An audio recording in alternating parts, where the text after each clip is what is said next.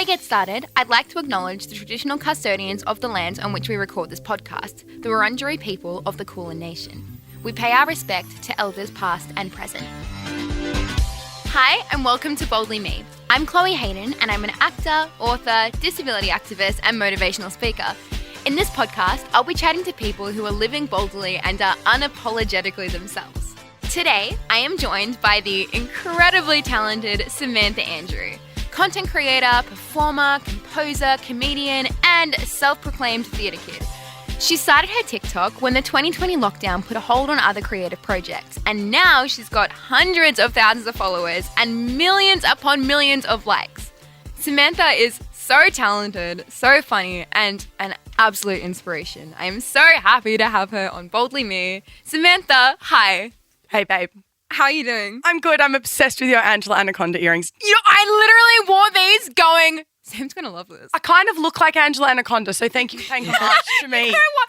Maybe it was because I was putting the earrings on and I was like, oh my God, this is so Samantha. And then I was like, wait, maybe it's not just because of the vibe. Maybe it's because Calling me a grayscale bitch. Is that what you're doing? She's full grayscale. No, but like there's No, the colours there. There's orange. She's like stunning. Saying, you could play live action, Angela. I nearly wrote a song for my new comedy show about Angela Anaconda, and the song was called Finding Life Outside the Grayscale, but it didn't make it in the show, and I feel like you've made it in the show right now. They're gorgeous. I love that. I feel like that's deep. Yeah, like, no, it is. Like a really, Art is deep, and I've always said that. So true, and I always say that.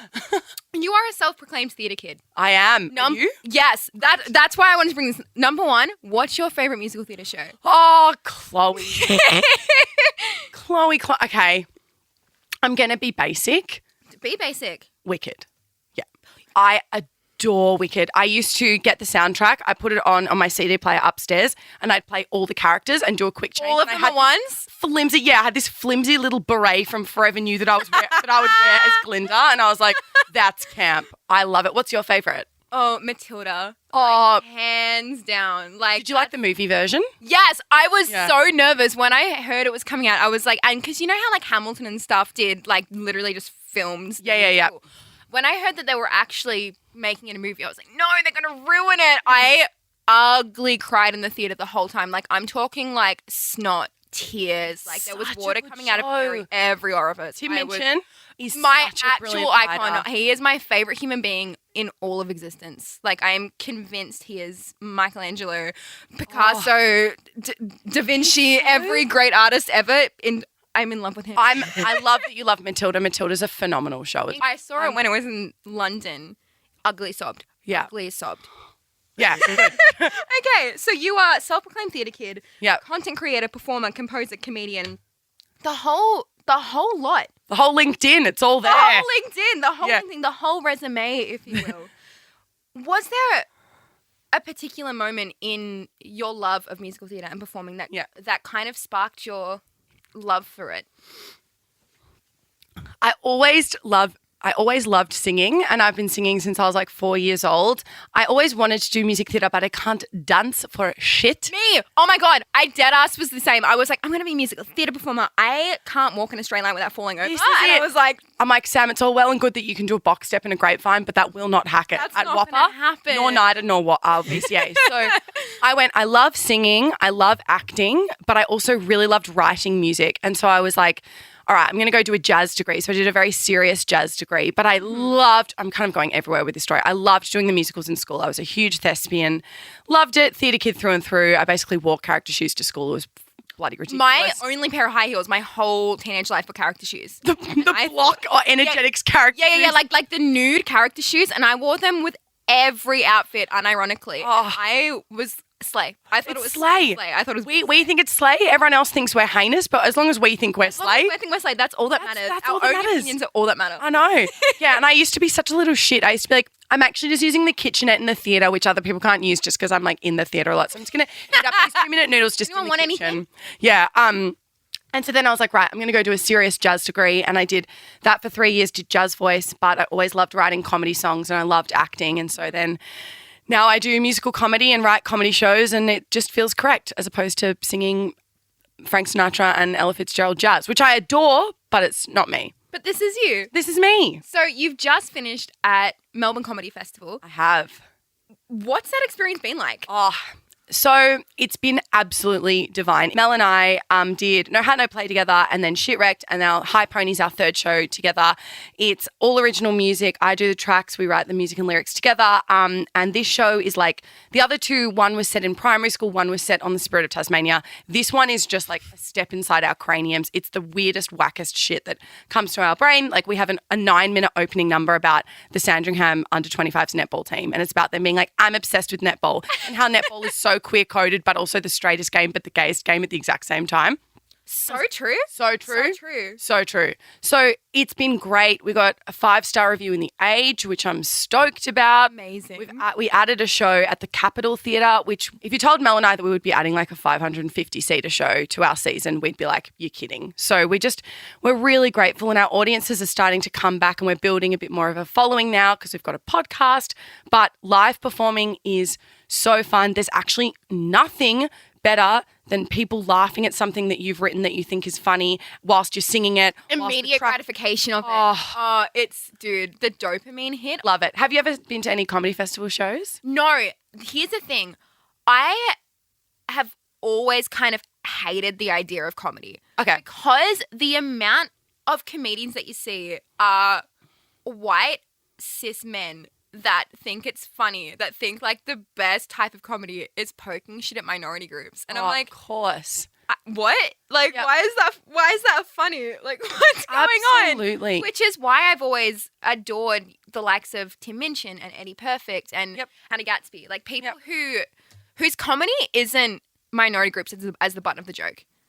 Absolutely. And I'll tell you as well, from like the experience of being 1, a female in comedy, and 2, a musical comedian. Mm-hmm. Musical comedy gets a bad rap. A lot of traditional stand-up comedians like it's not comedy. And I'm like, it actually takes so much to, Mel and I, we write, there's obviously merit in all different types of comedy, but Mel and I, we write all original songs with lyrics. We do the tracks all ourselves. We have full choreo. We sing it. We do backing vocals on the tracks. It takes so long to do all of that. But then you have some stand-up comedians that are like, oh, it's not real art. It's not real comedy. Yeah. And I can tell you right now, if you're, I am so, like, when it comes to comedy festival, I'm all about supporting, like, the non-binary and female comedians as much as possible because we're so underrepresented. There is 5,062,000 stand-up comedians called Dave. We don't need any more Dave. Who, like, hold their microphones down at the bottom like this and like, and they go, how about them women? They go, and this will be their routine. They'll go, so I was going on a walk the other day. You been on a walk? I like you. And I'm like, oh, I dare you to say something interesting. But if you're looking for any comedians to see next comedy festival or next time it rolls around, or just to check out for any other tour that they do, Han Arbuthnot, Lou Wall, Michelle Brazier. Han. Han is incredible. Han's my dear mate, and they are so talented. Michelle Brazier. There's so many people doing brilliant comedy, and they're not cis, straight males. I guess for a really long time, and this is probably true for a lot of the entertainment industry, but I'm not a comedian by any sorts, but from an outsider's point of view, looking at the comedy scene, it is usually, and has very traditionally for a very long time, been that very one version of humanity. As a femme queer person, what has your experience been like stepping into that scene? Yeah. It's been 2-pronged. We've half been not taken seriously because people are like, oh, here come Mel and Sam with their green bag of Bratz dolls and horse saddles and lunchbox snacks for their show about primary school. Like, they're just kind of weird music theatre girls. Yeah. But at the same time, there's a lot of people that can't do what we do, so they do respect it and go, God, I could never do what you guys do. Right. That's brilliant, but it's just not my cup of tea. And I get it. Musical comedy is not for everyone. Sometimes our shows are so high energy, but they're a lot. For an hour, it's nonstop, jam-packed, us going balls to the wall, hectic with our singing and dancing and choreo. For some people, they're like, whoa, whoa, whoa. I just wanted to hear someone make some light social observations about society and then slink off the stage. Our shows are not that. But, we've definitely had instances where producers or the people booking the venues don't have faith in us. And, one time we we're trying to book a venue and it's a real jigsaw puzzle come comedy festival time. I won't bore you with all the ins and outs, but basically it's really hard to get a venue and get a time slot that works for you, and we had this producer that we were like, oh, we really want to do, at least 7 shows so we're eligible for awards. And they were like, oh, I don't think you girls should be necessarily worried about that because I just don't think awards are on the radar for you guys just because, And then that year we got nominated for an award and I was like, it's just sometimes people don't have faith in what we do. Undermine who you are because of who you are. Yeah. But I shouldn't be focusing on the negative. Overall, our experience has been beautiful. I love that you love Tim Minchin. I also wrote a song with Eddie Perfect.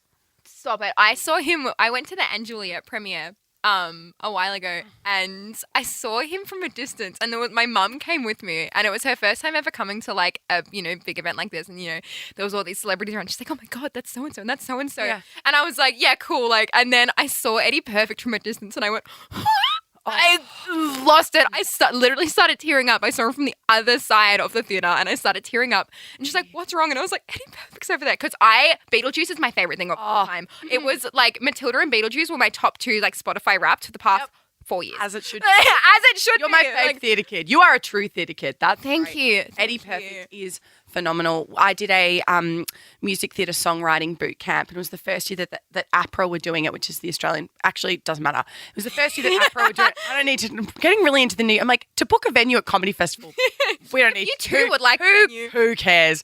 We got paired up each day to write a song with a different composer and Eddie was one of the lecturers, I guess, at this boot camp or one of the mentors. And one day they were like, and Eddie Perfect, you'll be writing with Samantha Andrew. And I was like, did you cry a little bit? Oh, no, but my heart went boom. And then I went, Sam, you have one chance right now. I said, because I easily could have gone into the room. We had a day to write a song and our brief was we were writing for Hansel and Gretel. We were writing a musical based on Hansel and Gretel, the fairy tale, and we could pick any characters we wanted, but we had to write a together apart duet. So 2 characters that are on stage that bond over something. And so we decided to write the witch writing to her sister in LA. Her sister who's like, I've left the candy house and I have a life now. You need to stop staying at the candy house and start living. But I remember walking into the studio and going, you've got 2 ways you can play this. You can be silent and just agree with everything he says and not learn anything, or you can make bold offers and be ready to be a bit shit because obviously he's written a Tony Award-winning musical. Yeah. I'm me. But it was so fun together and sitting in a room with him and making offers and being like, maybe the lyric could be this and him going, yeah, that's really good. I'm like, oh my God. But yeah, it's on my Instagram. I watched that video way too much, but he's gorgeous. He's great. Amazing. Yeah. Can we talk about your queer identity? Always, ever. Absolutely. I never shut up about it. Slay. Let's do it. So you came out as lesbian when you were 18. I did. Right? Yeah. What was that journey like for you finding your identity? Oh, I always loved company of female identifying people. I was in a girls' choir and I really bonded with a lot of the girls there and I was just like, oh, I feel like, it's that classic queer thing. You look back, you're like, I was very obsessed with my female friends. My parents were like, okay, I think you care a bit too much about a few of these people. And I'm like, no, I don't. It's just a sleepover and I don't care about it. But I did. It meant so much to me. I knew that I definitely liked women in year 12 and I remember coming out. But it being a really different time, it was 2013. The only lesbians that I really knew of in the media was Ellen DeGeneres and Emily from Pretty Little Liars. Yeah. So I didn't have we're so lucky now with the representation. We've still got a long way to go, but the representation that exists now on screen, I'm sitting opposite you, it's it's amazing what teens can watch now. But I remember feeling, because I didn't see many femme lesbians in the media, I went, oh, well, here I am. I love, I have my hair in pigtails and I wear skirts and I wear lip gloss, but I like women, but that's not what I see on screen. That's not what I read in books. Yeah. So I came out as gay. I came out as bi and then I was like, no, I'm gay. And then for 5 years I was pretty hell-bent on the fact that I was a lesbian. And it was only until I met my ex-partner, Cody, that I was like, who is a trans man, that I was like, oh, I'm definitely not a lesbian. And I'd was going on dates with some people as well that were non-binary and I was like, I'm clearly not just into women and I don't want to be trans exclusionary in the language. And I also knew that like there was always a part of me that was attracted to cis men as well and still is. So I think I just very much lent into that label because, you know, I was young and they say when you're queer you go through that second puberty and I felt like I had a lot to prove. So I was like, I'm gay. And then I went, Sam, calm down. Stop being a theatre kid. It's all right. You can just be bi. Not the theatre kid. Being like, I'm actually this. It's like, Sam, it's all good. But yeah, like my queerness is a really big part of me and a really big part of what I do with Mel. Like, you know, as a comedy duo, we just want, you know, we really want to represent like femme queer energy on stage and on our podcast. And I love it. And I love my queer community of friends that I hang out with all day, every day. Because, you know, it's intrinsically linked, the arts and queerness. And so all my mates are artists and we're all queer and we all have a jolly old time, you know? Yeah. You were just talking about representation and queer representation. You are a massive representation for a lot of young queer people. I have no doubt there's a lot of young queer people and a lot of young femme queer people and a lot of young performers, like what you were saying, that look to you and go, oh, okay, well, if she can do it, I can do it. And if I can see representation in her, then maybe I can see representation in myself. What advice do you have for young people that are still trying to find their identity? It is so okay, and you're not fake if your identity or your label changes. And I think I had a really tricky time with myself when I went, I'm gay. And then, you know, found myself attracted to men again and went, oh God. I was like, this is really embarrassing. Like gaslighting yourself. Yeah. And it's okay if your label changes. It is fluid. Some people don't come out until they're 60 years old. It's fine. And also it's no one else's business. Like you're more than within your right to come out. You also don't have to come out. Also, you don't have to come out if it's not a safe environment to do so. I know that like we bang on and on, oh, we live in such an accepting time now and the media is, you know, it's filled with queer people for queer kids to look up to, but it is unsafe. And like looking at everything that's been happening recently in the news with trans people is disgusting, and I can completely understand why people don't feel the need or don't feel the safety to come out. But I say it's okay if your label changes, but get ready if you do for the most like beautiful queer family that are going to be on the other side, because that's just what I've found. You're truly not alone. And I just think it's just the most like heartwarming thing living so authentically as myself. And that's a really beautiful question. I feel really like glowy right now. I'm really warm. Yeah. Yeah. No, but I think that's a really beautiful point, is that living authentically when it is safe for you to do so. Yeah. And living authentically as your own version of authenticity, not other people's ideologies of this is what a queer person is meant to look like, or this is what a disabled person is meant to look like, or this is what an enter blank statement here is supposed to look like, and going, there is not one version and way to view and exist as a human. Absolutely. And the thing that's really important to me, like I'm 27, I've been out for nearly 10 years now. I've also really got to check myself and remember that the learning doesn't stop now. I haven't learned everything. There's still so much to learn. And I'm learning so much from like younger Gen Zers that are just so much, their minds are so much more open. Gen Z are literally going to change the world. They are. And I feel like a boomer sometimes when I talk to a and just the way that they use pronouns so confidently and all of these things. And I just go, oh. And they're so comfortable in who they are without like any form. Like they're just like, I don't care who you think I am. I know who I am. Yep. And I'm comfortable with that. Oh my God. I wish I had the confidence of the 13-year-olds these days. Yeah, absolutely. But yeah, that would be my advice.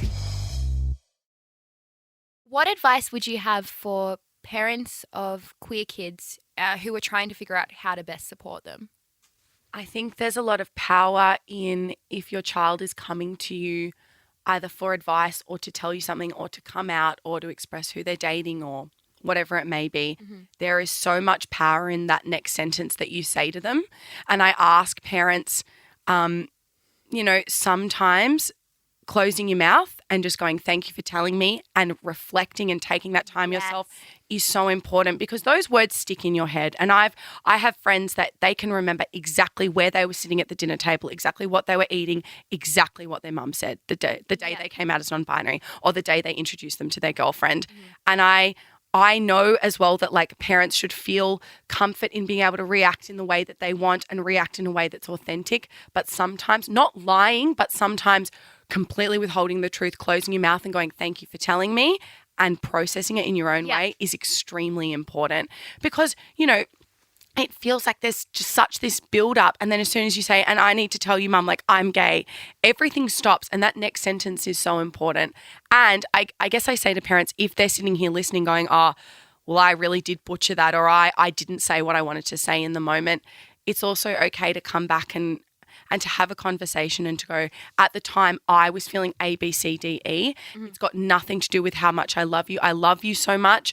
I'm going to learn. I'm going to get better. We're going to get through this. But I just have heard too many stories of my friends. I don't know if you're the same, of they've just had that moment where they finally, you know, confessed something, and it takes so much courage to do it. Even now in 2023, same as back in 2013, that sentence is so important. And I was so lucky with my mum and dad. You know, I remember coming out to my dad in the car and it was pissing with rain and we were driving home and he drove my first ever Tinder date. This girl called Ali, he drove her home and we're sitting in the car and I go, oh, Dad, I just need to let you know that girl we were kind of on a date because, well, the thing is, because Dad, love you, just need to, you know, that we were on a date because I like her, because I like women, but I like men, but it doesn't really matter. But anyway, that's it. And my dad just goes, Sammy. And then he goes, this is the first sentence he said to me because he's such a legend. And he goes, I love you. The thing that makes me scared and nervous is the people out there that are going to treat you differently because of this. But that doesn't change the way I feel about you. And I love you and I support you. And thank you for telling me.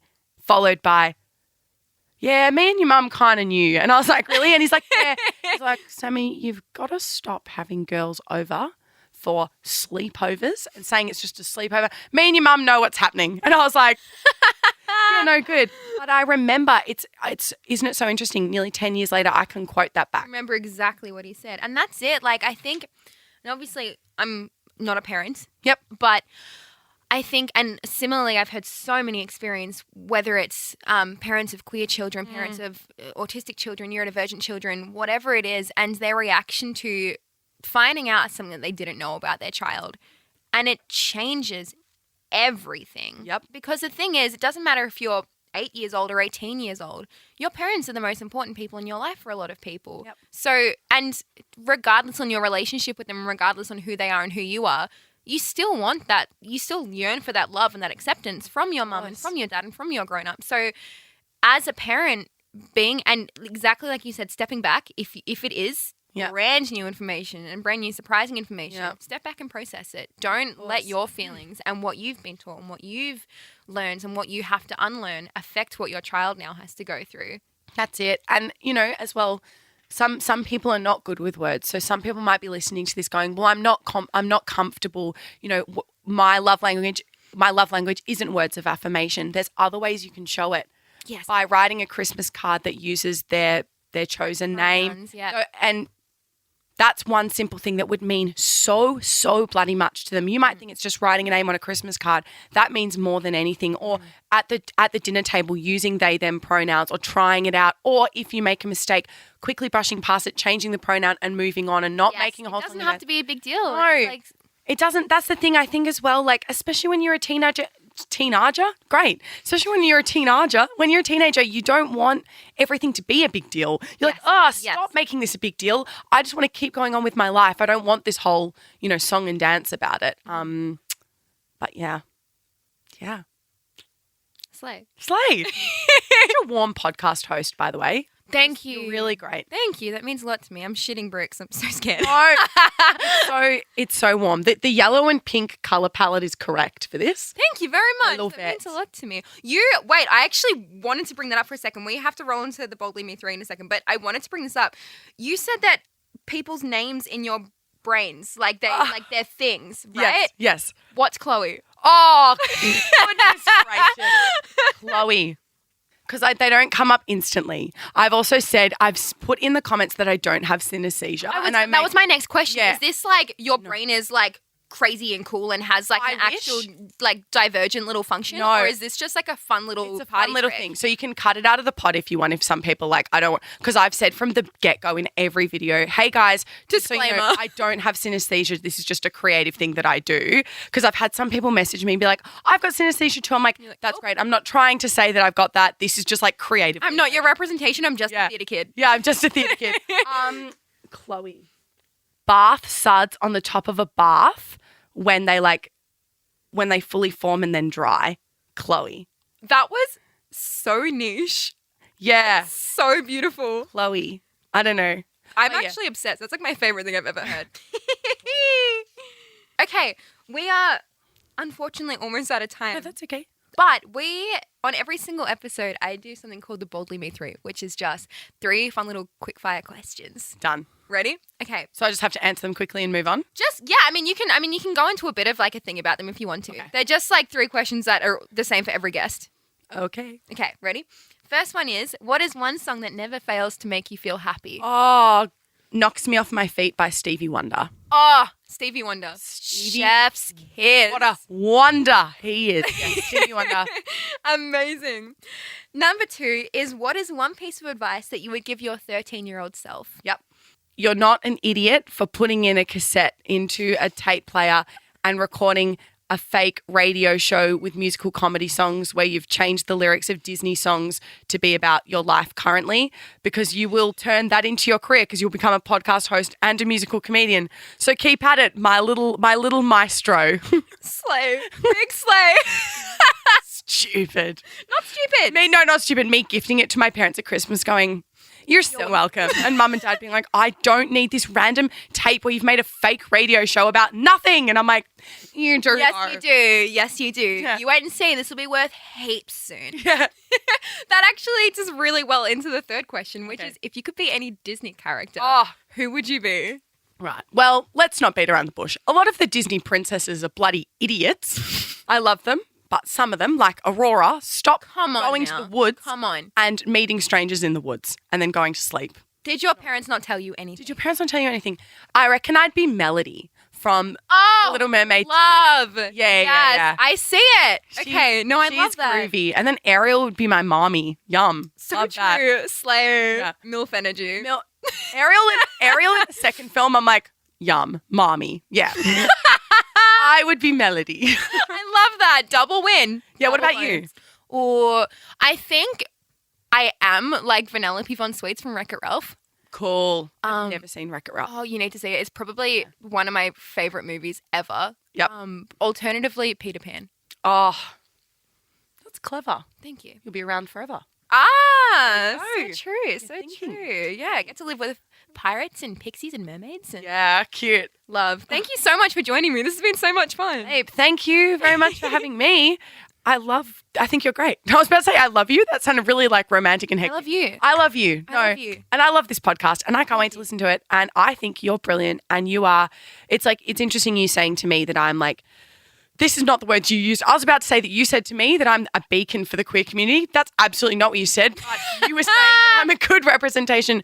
You are and will continue to have a profound impact on young queer kids and I just think you're phenomenal. And slay, heartbreak high, etc. You're gonna have a beautiful career. I can't wait to watch it. Oh my God, thank you so much. You're welcome. Mwah. Moi.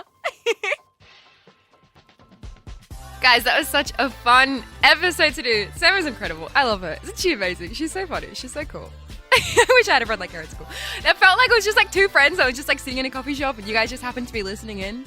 So good. So much fun. Guys, make sure to go and stalk her TikTok, stalk her Instagram.